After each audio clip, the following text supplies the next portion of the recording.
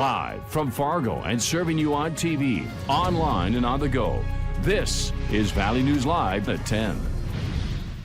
Police are on patrol right now in Fargo, still looking for any signs of trouble. The good news is we're told they haven't found anything. The peaceful nature of the One Fargo Rally earlier today at Island Park continues to carry on, much to the delight of everyone.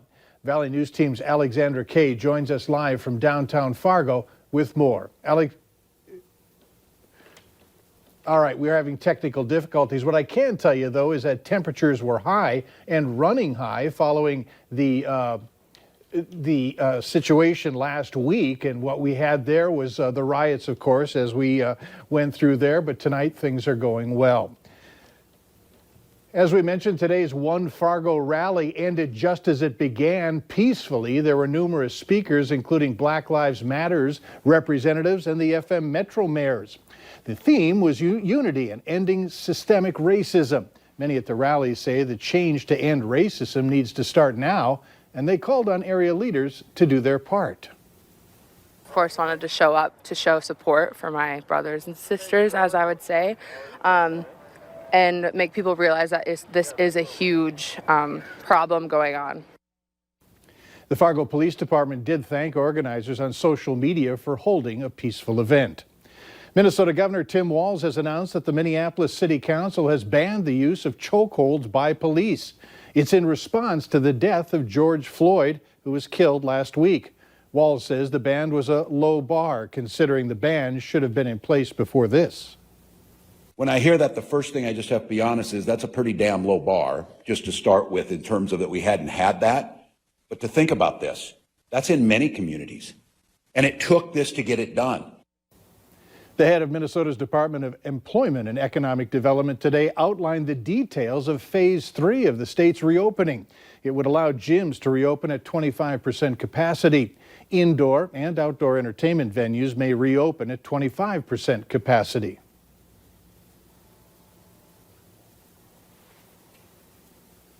Is 250. We're asking people to stay, again, 6 feet apart. Really encouraging you to wear a mask, again, to and from the gym and in between activities there. Of course, when you're exercising, that's somewhat impractical, but wear it as often as you can. Minnesota announced another 33 COVID-19 related deaths today, bringing the state's death toll to 1,148. Another 712 positive cases are being reported today as well. The active case count in the state is now at 3,968. Last week, the Human Services Department in North Dakota said it was working on guidelines for nursing home visitations. Those visits have been shut down since April 6th, but they're now on a path to reopening in stages. Each long-term care facility must submit a plan and get it approved before they can reopen. The first stage can begin now, outdoor visitations with family, along with some indoor events like dinner and bingo. The second phase is a 14-day waiting period where there can be no new cases among the residents. If a facility follows these steps, they can begin doing indoor visitations with families. 40 facilities have already had their phase 1 plan approved, which means in 14 days, they're on track within 14 days that they may be able to proceed with indoor visitation, assuming that during this period they have no new active positives with residents. Health officials are also looking at the risk level within the county. Some are considered a hot spot, like Cass County. So care facilities in Cass cannot yet have indoor visits, but are allowed to have outdoor visitation. North Dakota is reporting 5 more deaths and 40 new cases of COVID-19. One death was in Grand Forks County, while the other 4 were in Cass County. There have now been 71 deaths in North Dakota.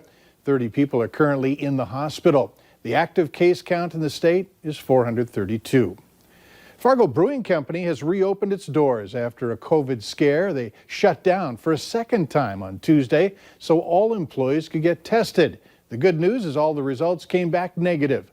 Owners say it might not be the last time they close and open again as they navigate through the pandemic safely. North Dakota State University has started to explore options to resume on-campus and in-person instruction for the upcoming semester. NDSU says it's looking at what they can do for classrooms to maintain social distancing, as well as any adjustments to class and semester schedules to minimize risk, among other things, for students to return to campus this fall. As we mentioned, police are on patrol right now in Fargo. They're still looking for any signs of trouble, and the good news is that they haven't found any. Valley News Team's Alexandra Kay joins us from downtown Fargo to let us know how things are in what was a trouble spot almost a week ago. Mike, tensions were running very high earlier today following that peaceful rally because people just didn't know what to expect. Nearly a week ago, last Saturday, this exact intersection looked very different. I'm on the corner of Broadway and First Avenue North. Now, this exact intersection was the epicenter of the riots that broke out following that first peaceful protest. Tonight, as you can see, it's business as usual. People are going about their day, but law enforcement is taking no chances. Fargo Police Department is patrolling the streets on foot and in their cars, as well as the North Dakota National Guard, who are still stationed in various locations across the city. Now, there has been some chatter, some scanner traffic chatter all day today, calls of suspicious people, suspicious things throughout the city. But Fargo Police Department tells me that they haven't seen anything very serious, but add that agencies from across the area are on standby in case anything were to happen. A calm scene tonight, but if that were to change, we will be here to bring the latest to you. Reporting live in Fargo, Alexandra Kay, Valley News Live. All right, thank you so much, Alexandra. Fargo police say the department headquarters, which was boarded up before today's rally, will stay that way tonight.